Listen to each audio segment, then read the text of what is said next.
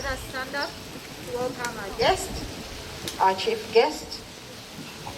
Sir, you are most welcome to Police Senior Command and Staff College, Boibaja.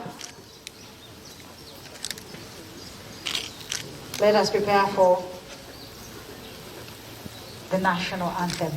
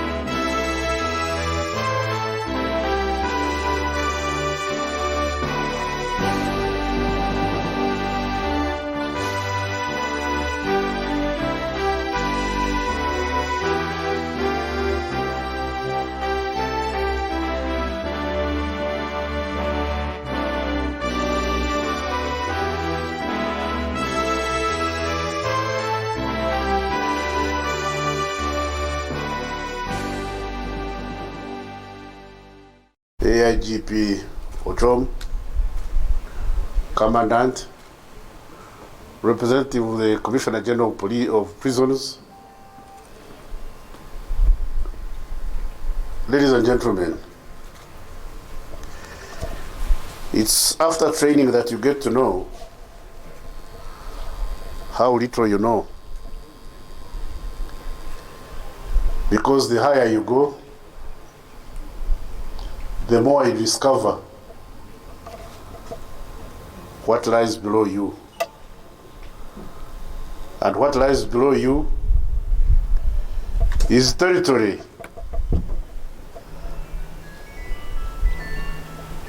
Uninterrogated. There is so much to learn. The end of your course today is not the end of your learning. It's the end of the beginning. As police officers, your job is to ensure regular conduct by society. And mark you, society moves from simple forms of organization to more complex forms of organization.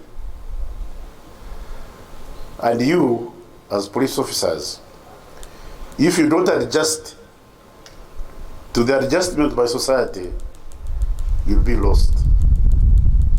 That's why it's imperative that you keep learning. I must congratulate directing staff and facilitating staff for producing a quality of your category.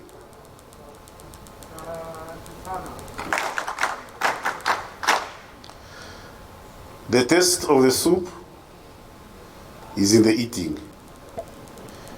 You've acquired knowledge.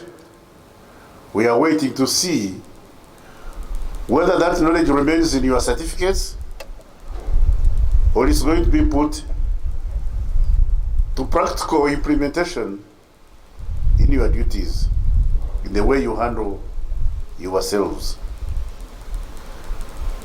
Only 39 joining the rest, the other 39 or 40 who have come from here, and the others, I'm told this is course number 5. Yes. The total sum of those who have passed through this college is still a drop in the ocean as far as the police force is concerned. I don't expect miracles because we've not achieved the critical mass of trained police officers that will cause change Mr. Commandant, Chief of Training, we must aim at creating a critical mass of change agents who will cause change the DIGP was talking about. This is the critical mass, when achieved, that will cause change in the thinking and orientation of the police force. So, Chief of Training, Commandant, the more people you train, the better. What we are discussing inside, I pledged to help to get support from elsewhere, from people who face challenges you are facing now. New phenomenon, things like counter-terrorism. Terrorism is a new phenomenon on the block. We've not had terrorism for a long time. The cow stealing, what they call rustling, that's cow theft. You ask my brothers from Karamoja, why do you steal cows? They say, no, we don't steal, we rustle. But rustling is, stealing is denying the owner of his or her possession. So whether you take it, steal it, or you rustle, take it by force, you've stolen. Yeah. So that's a new phenomenon, it's an old phenomenon, but which has been modernized and commercialized. Rustling used to be done with spears and sticks, now they use modern weapons. So as the police, you also have to learn to counter the modern weapons these fellows are using. I am aware of the problems facing the police. Shortage of manpower, inadequate level of remuneration, inadequate accommodation, sometimes lack of water and power. But that one is a result of the negligence at the Undersecretary's office. I don't see how police barracks should go dark because there is no electricity. If we don't have the money, can't we negotiate with the Umeme? Or why should we be getting power from Umeme? Because the barracks is an industry. You treat the barracks as an industry, and we get direct supply from those who generate power. It's terrible that a police barrack should have no power. It's terrible that a police barrack should have no water. When somebody cuts off water from police officers, I don't know how to categorize that person as a patriot or a saboteur. What would you say? Yes, I know they want money, but can you put money before security? Because it's the police force that is at the forefront of stabilizing society, for society to be able to produce. And it's production that causes development. It's not money, it's production that causes development and therefore generates money. When there is no stability, nobody will invest in Uganda. No investor will come to Uganda when there is no stability. And that stability can only be assured by the police. That can be assured, the stability in Uganda can only be assured by the capacity and astuteness of the Uganda Police Force to ensure there is no crime. I've had a lot of solicitation from investors, Chinese, Indian, what, the police does not respond, this, that. People are stealing our material, road construction companies are in trouble, the fuel is stolen, and that can only be regulated and ensured and protected by the Uganda Police Force. So, it's imperative, you the leaders of the police force, that you take care of the police, and the police will take care of the population. I know we don't have enough to go around. But let's do the best with the little we have. Mr. IGP, there can never be enough to go around. Otomi is always crying, I have no money, I have no... Otomi will never get enough money for your needs. You know, when you tell Otomi do this, he says, I have no money. I have no money. So, Otomi, you never get enough money to do all you better make the best of a bad bargain. Do your level best with the little you have. I can assure you I vouch for Tom. He always solicits for support for you people. He's always soliciting for support for you people. I think he's a very good man. So you help him. It's not that he doesn't want to give you. It's because he doesn't have enough to go round. But let's make the best use of what we have. Yesterday we were discussing issues of transport. The other day we were discussing issues of uniform. The other day we were discussing issues of housing. We are scratching our heads trying to ensure that we mitigate these challenges. Some of them are actually out of hand, I must admit. Something has to be done and we are trying to do something about it. Let's hope that those of you who have now graduated, who still have a long time to serve in the police force, may enjoy some of these benefits of our struggle today. But from you are not there. For you are going. By the time we finish the houses, you have retired. By the time we finish all these houses, big salaries and what, you have gone. Because it will take time. Don't think it's going to be tomorrow. No. But one by one makes a bundle. And that's what we are trying to do. Let me address the question of the perennial question of corruption. Corruption.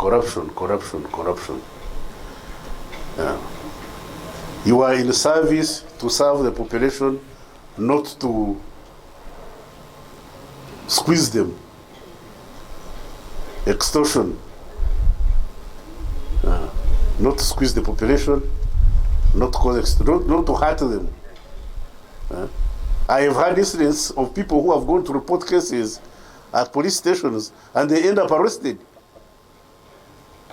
You know, somebody says, I was assaulted, I went to police station to report my case. Did the assailant report before you? No. I was the first one to arrive. Then I was arrested. Hey, why am I arrested for reporting? Why am I arrested for reporting a crime? Instead of the police helping society, the police punishes society for being law-abiding. Because you see, once people don't report to the police, they'll take the law into their hands. When the police does not assist people who have grievances, those people will take the law into their hands. And you know what Uganda will become? It will become a lawless society. What has happened to this thing? You want me to use my natural resources?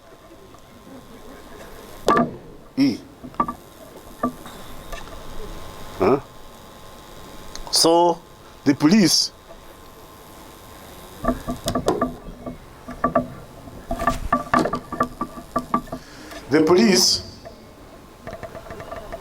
must ensure that they respond to the needs of the population. Sometimes some of these accusations are not correct. Sometimes you find some of these accusations are not correct. Quite a number of people report malfeasance on the part of the police unjustly. But remember, it's an old adage that hatred for the high is the involuntary homage of the law. So they will always look for faults They always look for faults with the police. What you ought to do is to ensure that you don't render witness to those accusations. So ensure as leaders who you are, which you are, you fight these vices that beset the police. Get to understand the affliction of your juniors. Without the police constable,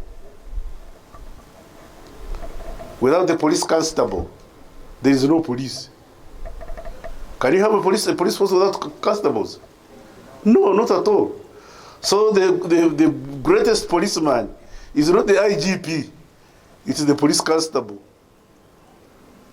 The most important policeman is the police constable. So look after the constable.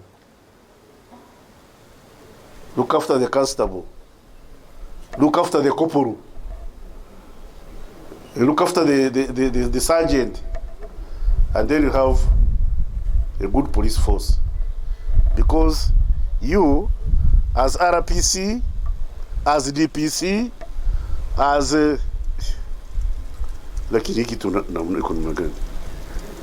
it's made where? In India. Yeah. You as RPC, as DPC, you cannot do your work unless the lower ranks do work. So Chief of Training, I want to see robust programs for the training and equipping of lower ranks. Corporal's course, sergeant's course, assistant inspector's course, inspector's course. I want to see a robust, because these fellows you are sending them onto the sea to sail without equipment, boats. The wind beneath the wind beneath the wings of the police officer is the supporting staff, the junior staff, working under him or her. That's what we mean by having an efficient police force. Because investigation, case management, arresting is not done by the DPC or the OC station or the OCCID, but these ordinary police officers. When they mishandle a case, however good the attorneys may be, that case will not be successfully prosecuted. It will not raise the confidence of the population, because the population witness the commission of the crime. And when the police mishandles it, then the population loses confidence in the capacity of the police and therefore take the law into their hands. When I'm reading reports every day, the reports I read every day, there is a lot of lynching. The incidents of lynching are beginning to become mind-boggling. Why does the population resort to lynching? Yesterday I was reading about somebody who was killed because he was stealing cassava. You can imagine you kill somebody because somebody has been stealing beans and they kill him. That somebody was caught stealing cassava, they kill him. When you see those incidents, increment in those incidents, it's a direct indictment of the police force. Lynching is a direct indictment of the police force. It shows the police force in the area is inefficient. Because instead of people running to the police to report lawlessness, they take the law into their hands. That's why we're gonna trainer. We must train police constable, police leadership at lower levels. As we enhance the senior leadership, we need to enhance the junior leadership. And Inspector Ochom, IIGP Ochom yesterday told me something very interesting about the promotions of the junior cadres in the police force. Now, Ochom, this is a must. Promotion of junior cadres is a sine qua non for the well functioning of the police force. I am going to hold the promotion of senior officers until we promote. Because promoting senior officers is like starting a car without tires. the engine may be efficient, the steering is working very well, the gearbox is performing very well, but if you have no tires, do you move? Let's first of all inflate the tires. Then we can do what? Don't worry, you will get your promotions, don't worry. don't say, but now this man has said, Banange, this man has said he's not going to promote us. No, I'm only emphasizing the fact that the other cadres in the police force deserve their promotions. There are other administrative problems. Leave those to me.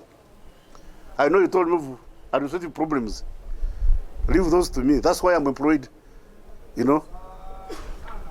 I'm not employed to catch thieves. I'm employed to solve the problems of those who catch thieves. You bring those to me, then I'll take the matter to my colleagues. We shall see how to facilitate the police force. I must congratulate you on your successful completion of the course. And I must remind you that this is the end of the beginning. Tomorrow I want to come here and find PhDs. Not permanent head damage, no. Doctorates of philosophy. So that the leadership of the police force is comfortable in their subjects and they are well versed with the issues they are dealing with, and they can hold their heads high and participate on the international scene confidently. Mr. DIGP, Chief of Operations, Commandant, Head of Training, with those few words, I graduate these people, these officers, and declare and close course number 05. Thank you. Congratulations.